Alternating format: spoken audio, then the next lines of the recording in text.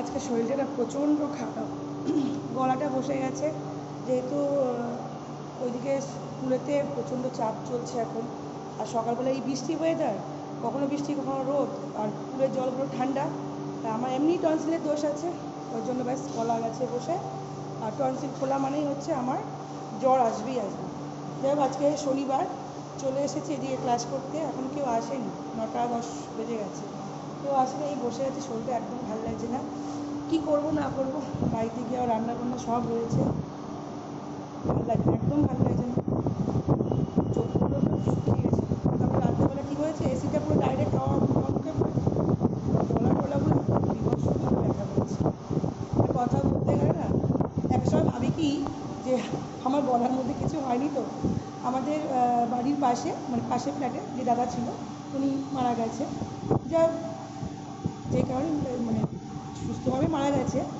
ওনার এরকম গলার প্রবলেম ছিল, পরবর্তীকালে যে রোগটা ধরা পড়েছে একসময় ভাবি যে এরকম গলার প্রবলেম থেকে আমারও কিছু হবে না তো।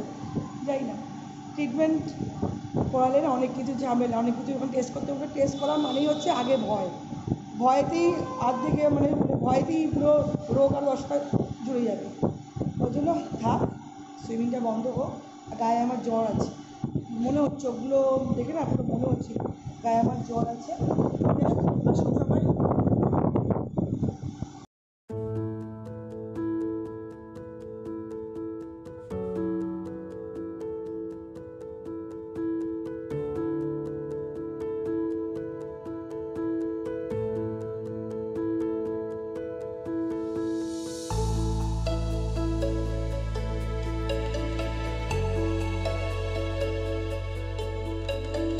কোথায় ছোটুলাল? কই তুমি? ছোটুলাল, তুমি ছোটুলাল? তুমি ছোটু একটা বড়ু? হ্যাঁ, বন্ধ করে দিয়েছো? গেট কর, গেট কর, একা একা গেট করে আসবি যা। আর হ্যাপিকে আদর করো, তোকে আদর করবো না। তখন বেজে গেছে 2:30। অন দিয়ে ক্লাস করে আসার পর শরীরটা প্রচণ্ড খারাপ ছিল, তো শুয়েছিলাম, বসেছিলাম করতে করতে। দুপুরবেলা রান্না করেছি, আর এখন যদি না খাই তো দেরি হয়ে যাবে, কারণ আবার ক্লাস রয়েছে, শরীরটা একটুখানি খারাপ লাগছে, ওই জন্য বসে পড়েছি এখন খেতে। আর আজকে মেনু হচ্ছে, ব্যাক ক্যামেরা করে দেখাই, গলাটা একদম বসে গেছে। এই যে প্রেশার কুকারে খিচুড়ি করেছি, আর ফুলকপি দেখেছিলাম, ফুলকপি নিয়ে এসেছিলাম, তো নিয়ে অল্প ঝোল ঝোল করেছি। আর এখানে হচ্ছে মুগের ডাল, আর এখানে বেগুন ভাজা, পটল ভাজা করেছি, এই খিচুড়ি। বাস এই হচ্ছে মেনু আজকে। যেহেতু শনিবার, আমি একটু খিচুড়ি খাই, আর শনি মঙ্গল বলে না, খিচুড়ি খেতে ভালোবাসি। খিচুড়ি নিয়ে বসেছি, আর বাইরে মুষলধারা বৃষ্টি পড়ছে। চলো খেয়ে দিয়ে নিই, তো বসে টসে তারপর আবার এই জল পেরিয়ে যেতে হবে সুইমিং পুলে। না না, চলো যাবে না। দুপুরে খাওয়া দাওয়া হয়ে গেছে, আমি এখানে শুয়ে আছি, আর আমার সাথে এখানে শুয়ে আছে হ্যাপি, আর সিম্বা শুয়ে আছে। আমার বাজে 3:13, একটু শোবো, তারপর 4টে 4:30টার মধ্যে বেরিয়ে যাবো। এই যে আরেকজন যেখানে আমি থাকবো সেখানে, হ্যাঁ, উঠবে না ওপরে, নো।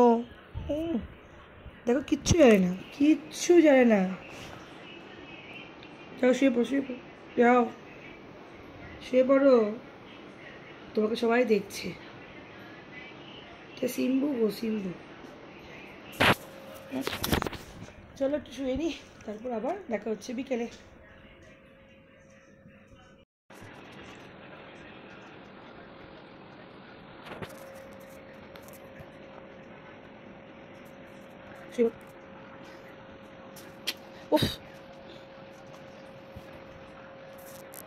তো বাড়ি চলে এসেছি, ক্লাস হয়ে গেছে, ঘুরে ঘাড়ে এখন ঘড়ি কাটা 9:45 কি 10টা বাজে।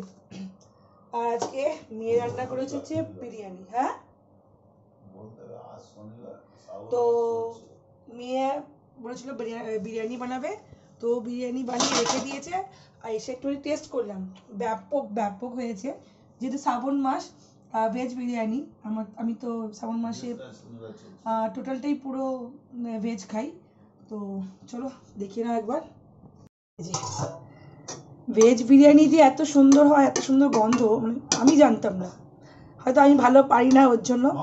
আর মেয়েকে এদিকে খেতে দিয়ে দিয়েছি, আর এই যে মেয়েকে দিয়ে দিয়েছি খেতে, কিন্তু ব্যাপক হয়েছে আর দেখতেও কিন্তু হেভি হয়েছে। আমার কন্যা বানিয়েছে, কন্যা দিয়ে দিয়েছি খেতে। এবার আমি খাবো আর কর্তামশাই খাবো।